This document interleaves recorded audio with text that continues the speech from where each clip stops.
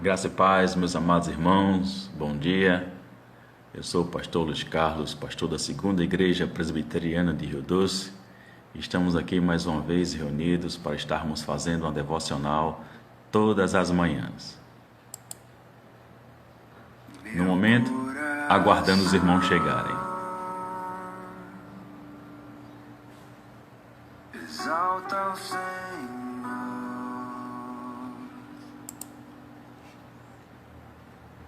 Com alegria estou em Deus, meu Salvador.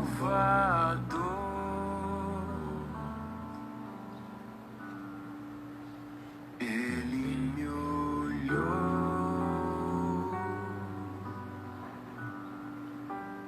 não me esqueceu.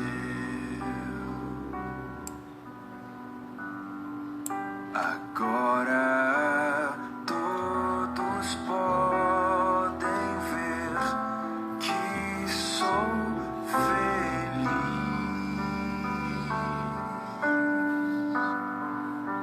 Seu nome é santo, grande em poder.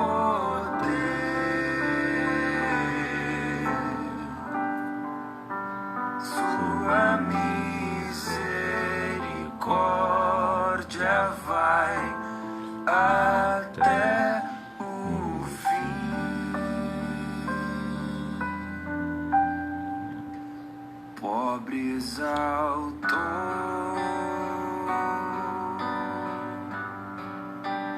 fraco ergueu. A sua herança prova o quão ele é fiel. O que prometeu. Graça e paz, Cal. Estamos aguardando os irmãos chegarem e vamos iniciar nossa devocional. Sempre cumprir. Nossa esperança veio ao mundo, é Cristo a luz.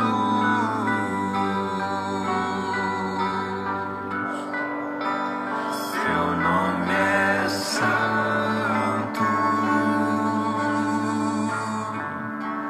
grande em poder.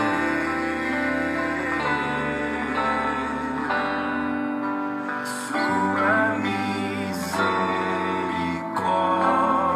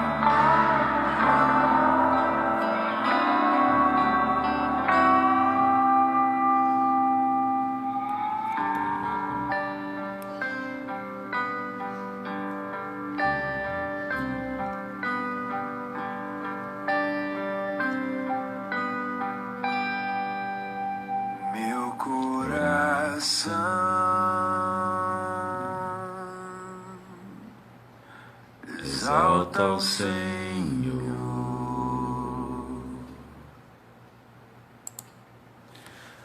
Glória ao Pai, ao Filho e ao Espírito Santo. Graça e paz de nosso Senhor e Salvador Jesus Cristo sejam com todos amados irmãos e irmãs, em nome de Jesus. Amém.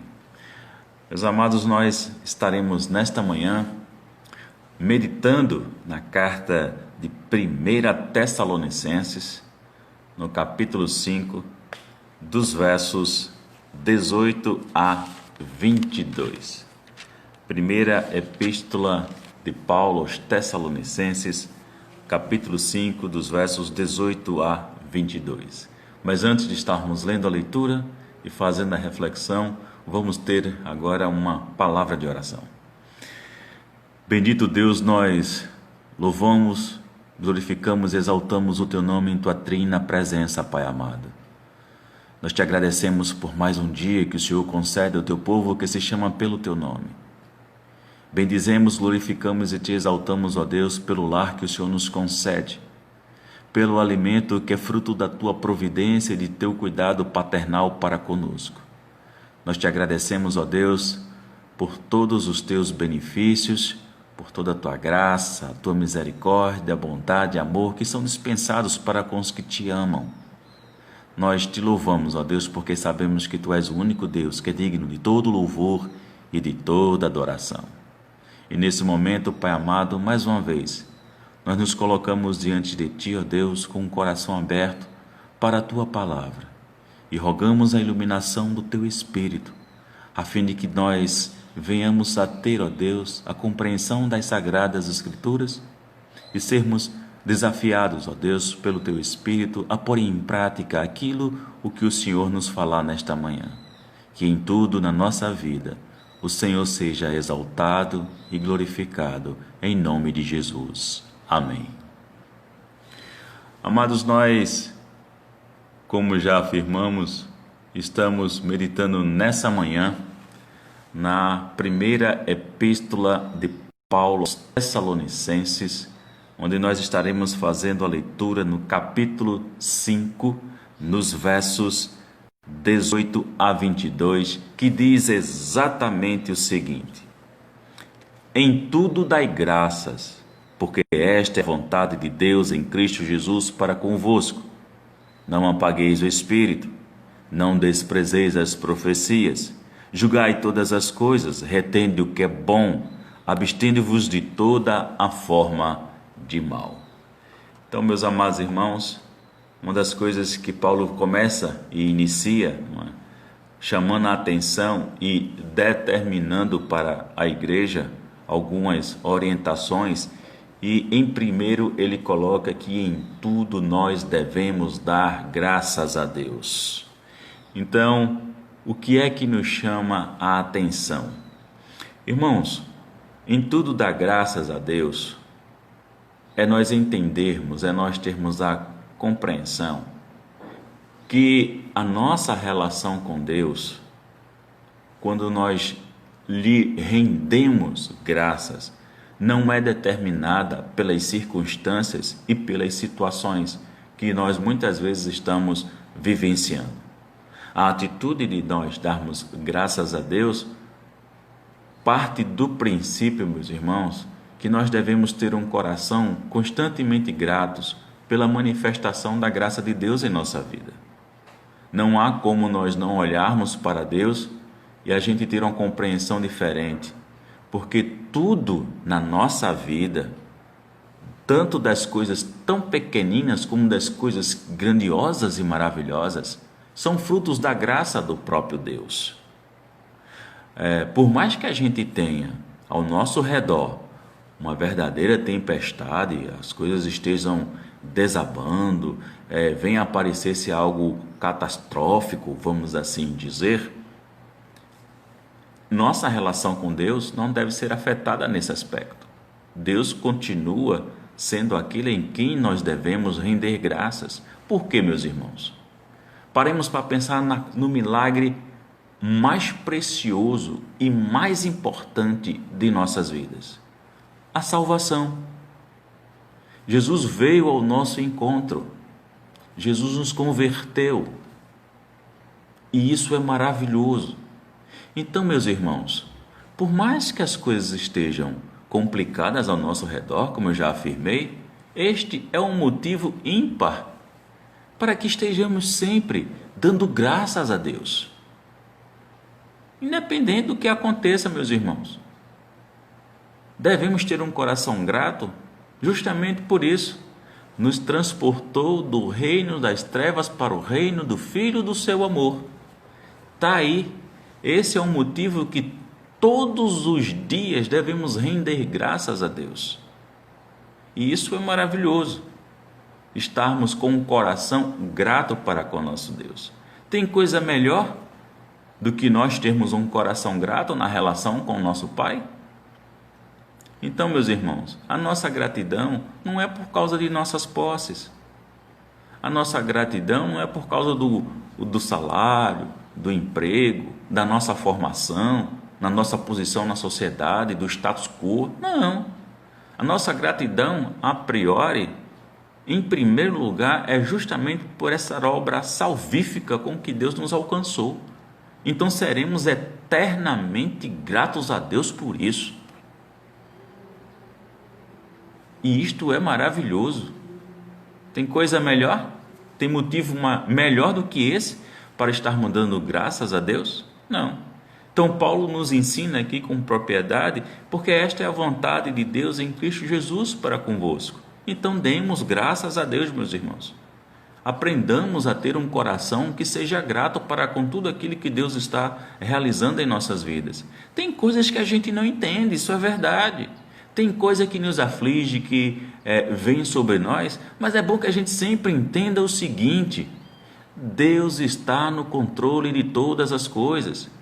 Então, apesar de, vamos dar graças a Deus, porque nós estamos cientes que Deus está conosco. Outro grande motivo maravilhoso para glorificar ao próprio Deus, meus amados irmãos, é a própria promessa do Salvador.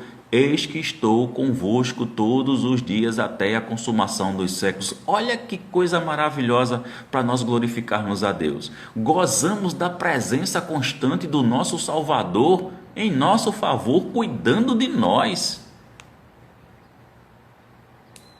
Porque muitas vezes, meus irmãos, o problema é que nós olhamos na direção errada, buscando justificativas de algum benefício da parte de Deus, segundo o nosso entendimento, para que possamos render graças a eles. Não, nós já temos motivos suficientes para render graças a Deus. Quer ver outra coisa maravilhosa para render graças a Deus? A sua misericórdia que se renova todas as manhãs e misericórdia que dura para sempre. Nunca faltará da parte de Deus misericórdia para o seu povo. Quer ver outra coisa maravilhosa para nós estarmos glorificando a Deus, dando graças a eles? O seu Espírito Santo que habita em nós. Então, meus irmãos, nós temos, sinceramente e honestamente, diversos motivos comuns entre nós para estarmos dando graças a Deus. Nós temos vários motivos.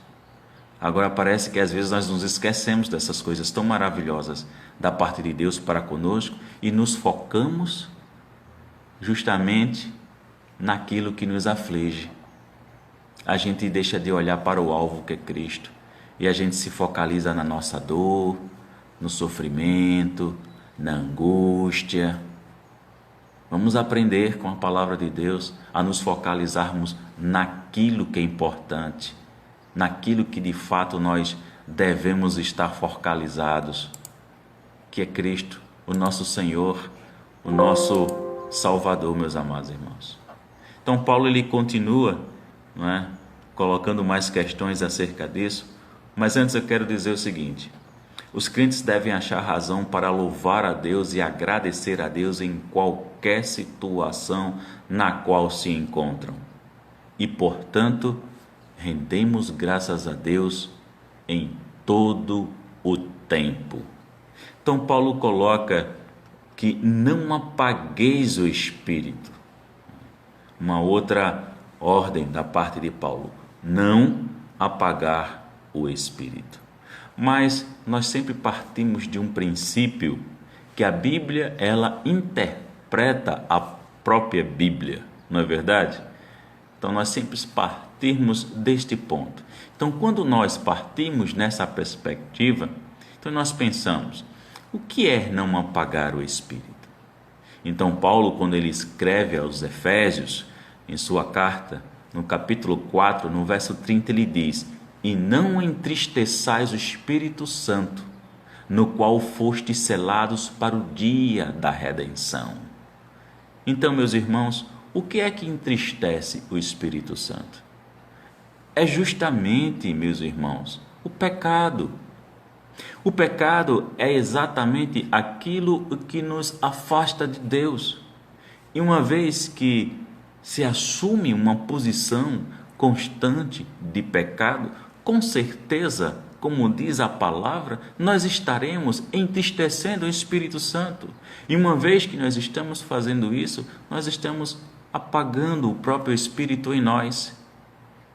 Porque quanto mais nós damos vazão aos desejos da carne e nos preocuparmos com a satisfação desses desejos, ao saciar, meus irmãos, o pecado que jaz à porta, nós estaremos nos afastando com certeza do Senhor. E isso faz me lembrar uma das coisas importantes que Davi fala: Senhor, não retires de mim o teu Espírito. A preocupação que Davi tinha, apesar que nós conhecemos muito bem, sabemos do erro que Davi cometeu, mas que chegou ao arrependimento. Mas olha, irmãos, também nos é ensinado ali as consequências do pecado. A família de Davi é afetada, porque Deus é um Deus que é justo. Então nós devemos ter essa preocupação constante todos os dias. Não apaguemos o Espírito de Deus. Não venhamos a nós deliberadamente estarmos entristecendo o Espírito Santo. Então essa é uma preocupação que nós devemos ter na nossa relação com Deus, de não apagar o Espírito. Então Paulo segue e nos chama a atenção quando ele diz o seguinte: olha, não desprezei as profecias. E uma coisa importante nesse sentido, irmãos, que a gente precisa compreender e que às vezes é extremamente confundido nas Escrituras Sagradas, essa perspectiva aqui que é colocada de profecia. É bom que eu e você tenhamos o seguinte entendimento. Lembremos que esse momento da história da igreja cristã, o Novo Testamento não estava composto ainda. Então, mais do que nunca, não é? Havia necessidade da manifestação deste dom no culto público, porque ele estava trazendo a palavra de Deus para a igreja. E a igreja estava sendo consolada, estava sendo edificada, estava sendo exortada em alguns momentos também, que são características da profecia. Essas são 3 características da profecia. Então, meus amados irmãos, Paulo, por exemplo, ele abrange mais um pouco essa situação quando ele escreve à igreja aos Coríntios. No capítulo 14, tanto no verso 1 como no verso 31, Paulo diz o seguinte: segui o amor e procurai com zelo os dons espirituais, mas principalmente que profetizeis, justamente que se proclamasse a palavra. Porque todos podereis profetizar um após o outro, para todos aprenderem e serem consolados. Então percebam que o dom de profecia é um dom pedagógico, porque Paulo coloca justamente para a igreja de Corinto que se devia profetizar no máximo 3 pessoas, um após o outro, ok? Para que o quê? Para que todos aprenderem, todos ouvirem a palavra de Deus, a orientação da parte de Deus. Lembram no Antigo Testamento, quando o profeta iria falar com o povo, como é que ele iniciava? Assim diz o Senhor. E aí ele dizia todo bom conselho da parte de Deus para o seu povo. E aqui também Paulo chama a atenção, quando ensina aos Coríntios, que não é só uma perspectiva pedagógica do aprendizado, mas também do consolo, para aprenderem como para serem consolados. Então essa é uma das características da palavra do nosso Deus. Esta palavra nós aprendemos, nós somos ensinados na nossa relação com Deus o Pai, no conhecimento de quem é Deus o Pai, não é verdade? Nós aprendemos por meio dessa palavra, como também, meus irmãos, essa palavra também nos consola nossos corações em momentos de tribulação e de angústia que porventura estejamos vivenciando. Essa palavra também nos santifica, não é verdade? Essa palavra também nos encoraja, porque é Deus falando, meu irmão, minha irmã, é Deus sempre falando. Então, não devemos desprezar as Escrituras, nunca devemos cometer esse erro de desprezar aquilo que Deus nos mostra do Gênesis até o Apocalipse. Devemos abraçar e amar essa Escritura e, acima de tudo, devemos viver uma vida de obediência no cumprimento daquilo que Deus exige de cada um de nós, que está revelado nessa palavra poderosa, que é uma palavra que traz vida ao morto. Aquele que está morto em delitos e pecados, ele é vivificado pelo poder desta palavra. Então não devemos nunca e em momento algum estarmos desprezando as Escrituras Sagradas. Paulo continua e ele vai dizer: julgai todas as coisas. A gente precisa rogar da parte de Deus sempre, meus irmãos, discernimento espiritual, para que de fato a gente tenha condição de julgar as coisas. Primeiro, precisamos discernir as coisas e devemos, com a sabedoria que vem do alto, que devemos clamar por ela, poder exatamente estar na posição do exercício de julgar todas as coisas. O apóstolo João, em sua primeira carta, no capítulo 4 e verso 1, ele diz: amados, não dei crédito a qualquer espírito. Olha a chamada de atenção de João. Antes provai os espíritos se procedem de Deus, porque muitos falsos profetas têm saído pelo mundo afora. Percebam que no início da era cristã, já no primeiro século, já acontecia e já tinha o problema de falsos mestres, de falsos profetas, deturpando a palavra de Deus naquele período da história. Hoje não é muito diferente, não. Hoje está pior, porque hoje já tem gente que se diz que é o próprio Cristo. Não é verdade? Já tem pessoas por aí dizendo que é o Cristo. E nós conhecemos essa figura. Então, meus amados irmãos, devemos ter discernimento espiritual para podermos compreender as coisas e, com sabedoria, a gente saber julgar e a gente saber distinguir o falso do verdadeiro. Uma coisa me chama muita atenção quando se fala em distinguir o falso do verdadeiro.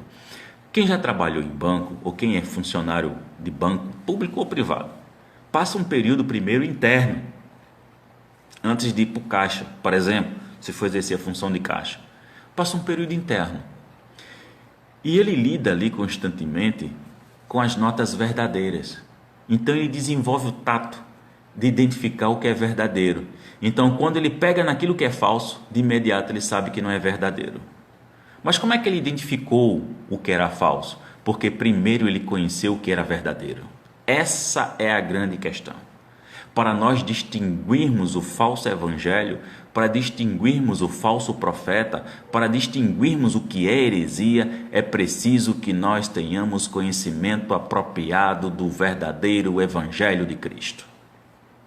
Então, uma vez que nós tenhamos este conhecimento, uma vez que nós estejamos apropriados deste evangelho, nós vamos identificar com facilidade aquilo que é falso. Então, meus irmãos, Paulo também vem com outro ensinamento, com outra ordenança e diz: retende o que é bom. Retende o que é bom. Então nós paramos para pensar, o que é reter o que é bom?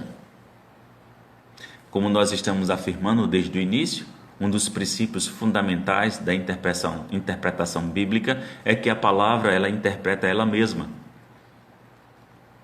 A Bíblia interpreta a própria Bíblia. Então nós olhamos exatamente quando Paulo está falando aos Filipenses, no capítulo 4 e no verso 8. Então a gente vai aprender o que é reter o que é bom. Então vejamos o que Paulo fala. Finalmente, irmãos, tudo que é verdadeiro,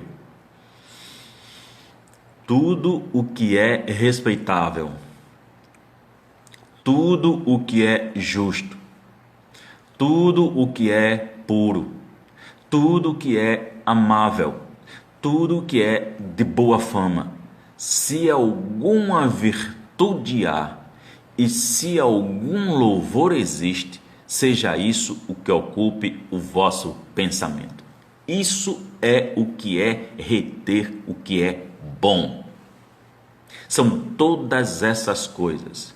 Então a gente vai considerar se é verdadeiro, a gente vai considerar se é respeitável, nós vamos considerar se é justo, a gente vai considerar se é puro, se é amável, se tem boa fama, se existe virtude.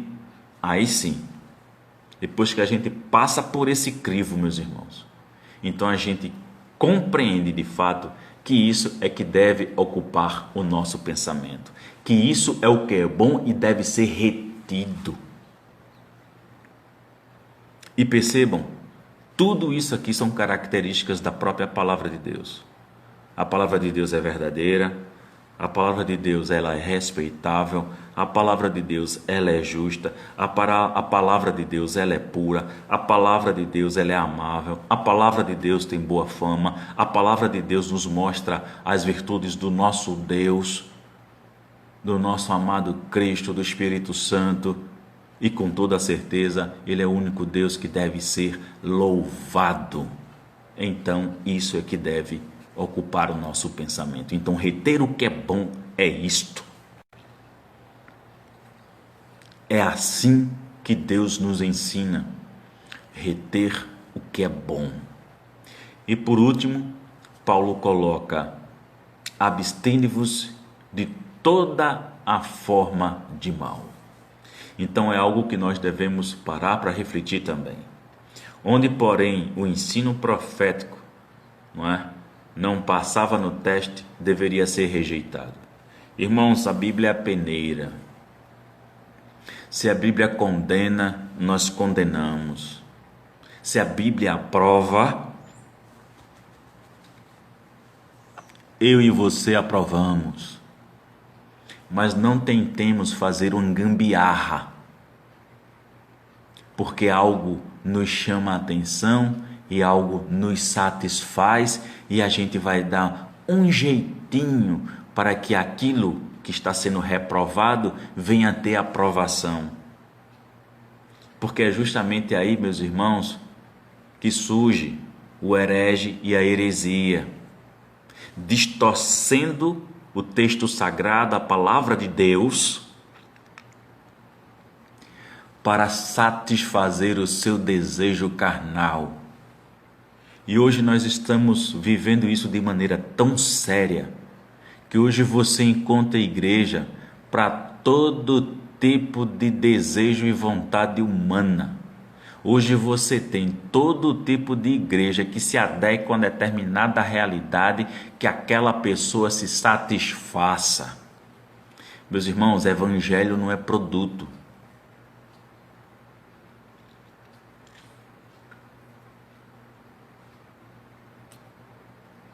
Evangelho não é um produto.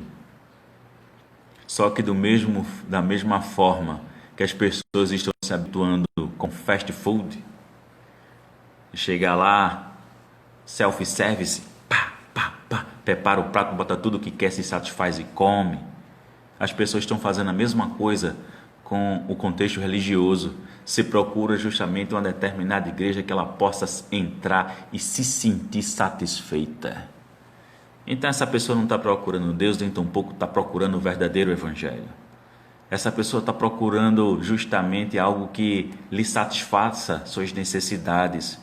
Então ela quer se encaixar no local que ela se sinta feliz. Então ela não está preocupada se o evangelho é verdadeiro ou se ele é falso. Ela está preocupada em encontrar algo que lhe satisfaça. É a procura de um produto.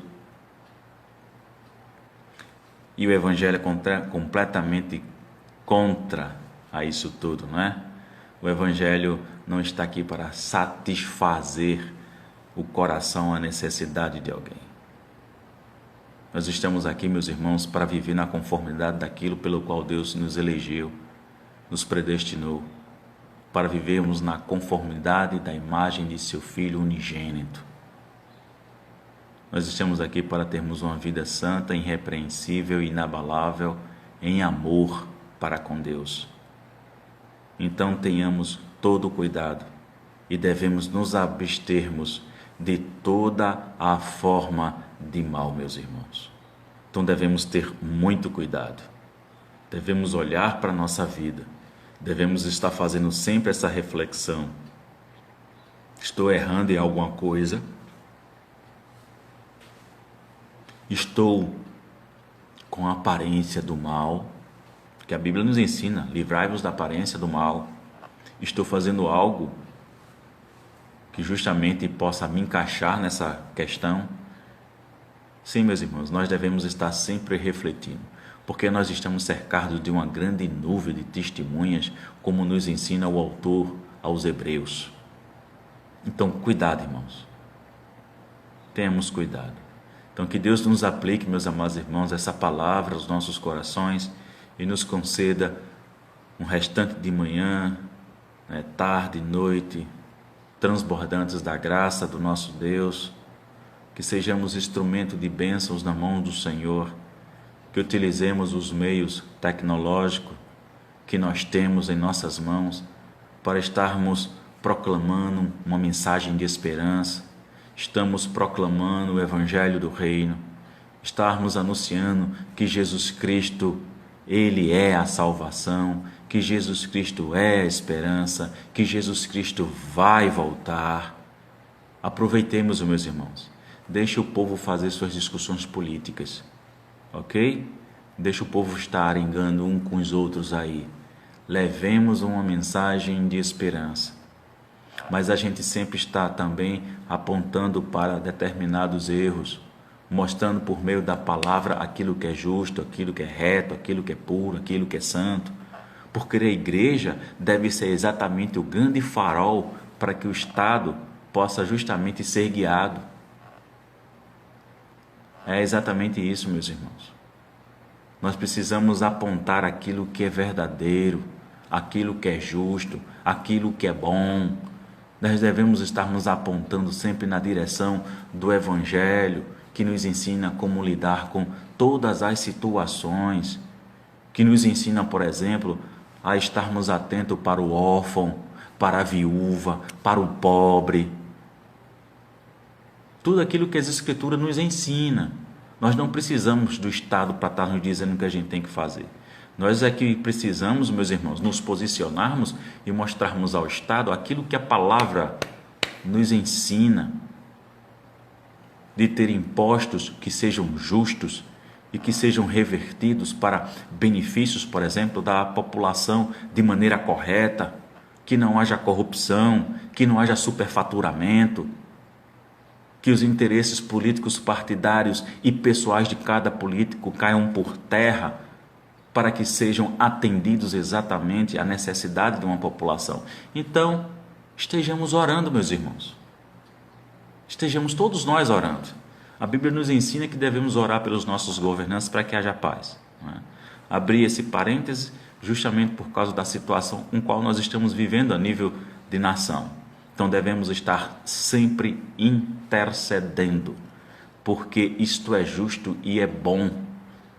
A Bíblia nos ensina que devemos, de fato, orar pelas nossas lideranças democraticamente eleitas, para que haja paz, meus irmãos, para que haja paz. Então estejamos orando, estejamos intercedendo. Eu agradeço mais uma vez a presença de todos os amados irmãos e irmãs, a presença de algumas igrejas que estão aqui conosco também online, não é? Agradeço a presença da minha filha, Thalita Gabriela. Beijo, minha filha, teu pai te ama. E agradeço aos irmãos que são de outras igrejas, de outras denominações, que estão aqui também presente conosco, glorificando e exaltando-se Deus Pai Todo-Poderoso. A minha mãe, não é? Zésa, presente sempre todas as manhãs, o meu veinho, não é? Presbítero Eliese, a Danúbia, a Suzy, Marcília, o Sul, tantos outros irmãos, não é? Que sempre estão presentes conosco todas as manhãs. Que a boa mão do Senhor esteja sobre vocês e sobre a parentela de vocês. Vamos mais uma vez orar, vamos dar graças a Deus. Estaremos encerrando mais essa reflexão, esse devocional que nós temos todas as manhãs aqui. Pai amado, mais uma vez nós em Tua trina presença, Senhor, nós Te agradecemos, ó Deus, pelo privilégio de Te servir. Obrigado pela palavra que o Senhor nos concedeu por meio do Teu Espírito. Agora, Senhor, nós rogamos a Ti em nome de Jesus, nos ajude. Nos ajude exatamente a estarmos vivenciando essas ordenanças da Tua palavra. Paulo ordenou isso de maneira muito clara, objetiva, específica à igreja de Tessalonicenses. Mas sabemos, ó Deus, que essa palavra se aplica a todo o Teu povo espalhado pela face da terra. Então tem misericórdia de nós e nos capacita, ó Deus, mediante a ação interna do Teu Espírito amado que habita em nós, a estarmos vivenciando aquilo que nós fomos orientados pela Tua palavra nesta manhã. Nós Te rogamos em nome de Jesus. Livra-nos, ó Deus, de todo mal. Livra-nos da peste perniciosa que é a Covid-19. Seja misericordioso, ó Deus, e gracioso, e concede o consolo e o refrigério do Teu Espírito para todas as famílias que estão enlutadas nesse momento, por terem perdido um ente querido, quer seja para a Covid-19 ou não, Senhor. Nós rogamos a Tua graça, o Teu favor, ó Deus, de consolo e de refrigério. Também rogamos, ó Deus, por todos os profissionais de saúde que estão na linha de frente, na batalha pela vida, nesse momento tão difícil que a nação atravessa, que o Senhor os livre da peste perniciosa que é a Covid-19, os livre de serem contaminados com qualquer outra doença também, ó Deus. Dá-lhe forças para essas pessoas que muitas vezes estão dobrando o plantão, que muitas vezes estão trabalhando com condições precárias, sem o EPI devido. Deus, tem misericórdia desse povo, ó Deus. Tem misericórdia dessas pessoas, destes profissionais da área de saúde. Também rogamos em nome de Jesus por todos aqueles que estão enfermos, que estão, ó Deus, no leito de UTI. Ó Pai, tem misericórdia dessas pessoas. Derrama da Tua graça, mais uma vez nós Te rogamos, o Teu refrigério sobre essas almas, ó Deus, e os fortalece no combate, ó Deus, às enfermidades que afligem o corpo dessas pessoas. Nós também Te agradecemos, ó Deus, por todo o Teu cuidado para conosco, e rogamos que o Senhor nos livre, que a peste perniciosa da Covid-19 venha bater em nossas portas, que o Senhor nos conceda um dia de paz, que o Senhor nos livre de todo mal, em nome do nosso Senhor e Salvador Jesus Cristo. Amém. Meus amados irmãos, nós estamos na luta, na batalha para a gente conseguir os 1000 inscritos no canal do YouTube. Então nós estamos sempre lembrando que estejam compartilhando o nosso canal. Vá lá, copie o link, envie para amigos, envie para parentes e roguem que as pessoas façam a inscrição e principalmente ali ativar o sininho. Para quê? Que nós estamos nos organizando, nos comprometendo a estarmos utilizando também o YouTube. A gente quer fazer a transição de sair daqui do Instagram e para o YouTube, principalmente no dia de domingo. Por quê? Porque o Instagram ele limita apenas o período de 1 hora. E aí às vezes a gente quer fazer um momento maior e a gente não consegue no domingo, porque é limitado. E eu acredito, irmãos, que eu sei que a gente poderia terminar e começar de novo, mas isso quebra, sabe? É aquela quebra, principalmente se você estiver no meio de um estudo bíblico ou numa parte de uma pregação, aí se desfaz a conexão, você fazer a conexão novamente, isso quebra completamente a coisa, não é? Então, a ideia é que a gente possa estar utilizando aos domingos o YouTube, porque a gente consegue passar um tempo maior. Mas para isso, meus irmãos, é preciso que os irmãos também estejam dispostos a tal questão. Então, não somente fazer a inscrição, mas também estar divulgando o nosso canal. Nós fizemos um teste sábado passado, às 20 horas, mas a gente teve uma adesão muito pequena dos irmãos, de um modo geral. Então, fica difícil, não é? Para nós a gente poder estar migrando para uma nova situação e as pessoas não estarem tomando conhecimento e nem participando. Aí fica complicado, tá certo? Então nós estamos nos organizando, nos preparando para isso. Vamos ver se a gente consegue, próximo domingo, fazer a transmissão via o canal do YouTube. Então Deus abençoe vocês, uma excelente manhã e mais uma vez nós somos gratos pela presença de todos. Deus vos abençoe e um bom dia. Até amanhã, 9 horas novamente.